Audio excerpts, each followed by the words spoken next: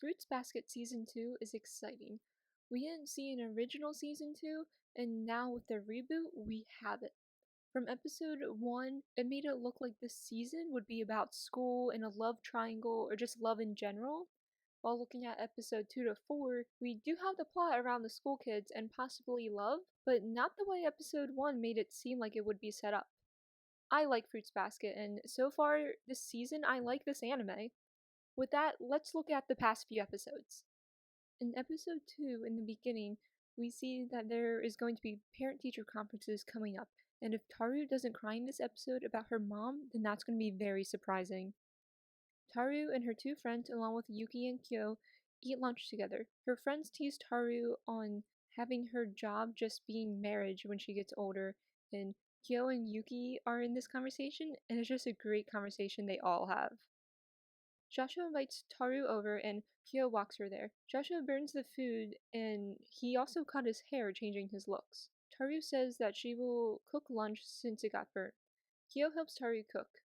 Joshua meets with Kyo's father and his father hates the cat and says Kyo needs to be locked up in a room and just die. The father blames Kyo for the mother's death. Shushu says that Kyo is changing and he says he will not let Kyo be locked up after graduation. The next day, or possibly the same day at night, not really sure what's going on, Kyo says that the Soma family can deny him anything because he's a Zodiac and they have the power over him. Taru starts crying about the future and about just getting a good job, and same. Sharu bursts in her room and tries to calm Taru down, and his talk was actually pretty good. Episode 2 is just basically I'm anxious and worried about the future, which aren't we all? Episode 3 opens up with Yuki having a dream about his mother and his mother telling him that he's a tool. Or this possibly isn't a dream, just a flashback. Ayame is there and is obsessed with Yuki like always, and Yuki tells him to stop because Yuki doesn't like Ayame. Then Ayame's like, I love you, little brother. Ayame invites Yuki over to his shop, and Yuki surprisingly says yes. Everyone in the room is so surprised, including me. Ayame owns a tailor shop store, which Yuki and Taru come and visit. Parent-teacher conferences are approaching quickly, and Ayame wants to come in replace of their parents, but Yuki says no. Even though Yuki hates their parents, he wants to ask their parents to come because Yuki is trying to change. The two brothers have a nice conversation about their feelings, kinda. I mean, they're at least able to express how they feel or they used to feel and how they kind of want to go about it in the future.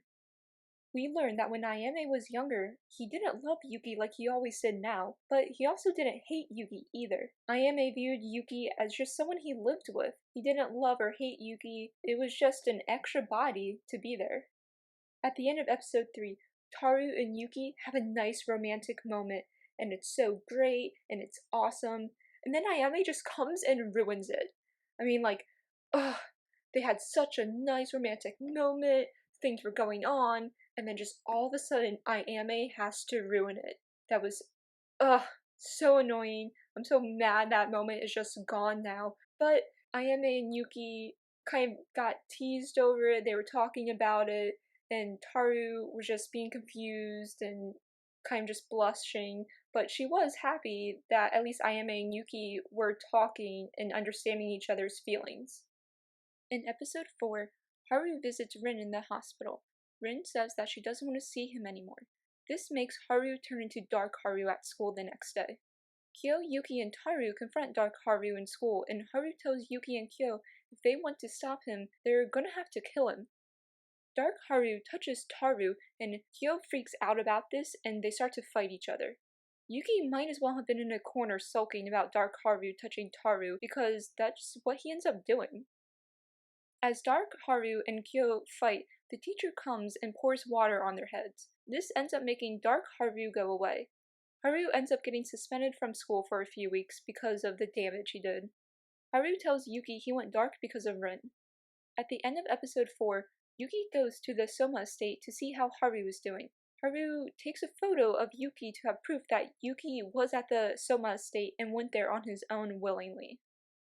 Moving away from the past few episodes, episode 5 focuses on Arisa and how she has a romantic love interest, along with it finally being summer break. Arisa's love interest was so happy to meet Arisa, and Arisa can't even get him out of his mind. That's how much they were meant to be together, and just how much they did the love at first sight thing. But who knows if it will work out? In school, Taru says that she wants two jobs during the summer break, and her friends tell her no because she already works hard enough.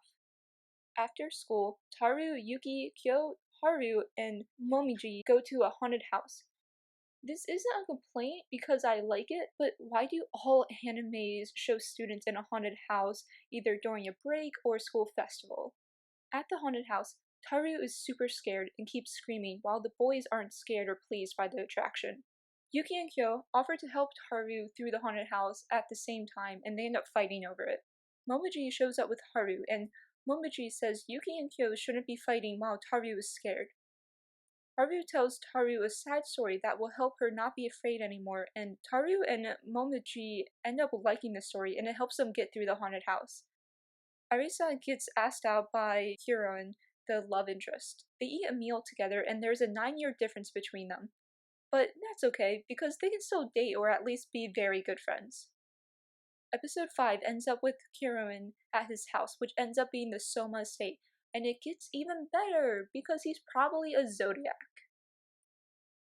Each episode has been different from the last and focuses on a different problem as well as focuses on different characters, which is pretty nice. Fruits Basket Season 2 should be great, mainly because we get to see zodiacs that were not in the anime. In the original anime and then the reboot of the anime last year in 2019, they only showed a certain amount of the zodiacs. This season is showing a bunch of different zodiacs and just more of the life of the Somas and Taru, which I'm really looking forward to and I'm just so excited about. If you agree or disagree, comment below. I would love to hear your thoughts on this series. Make sure to subscribe, share, and like.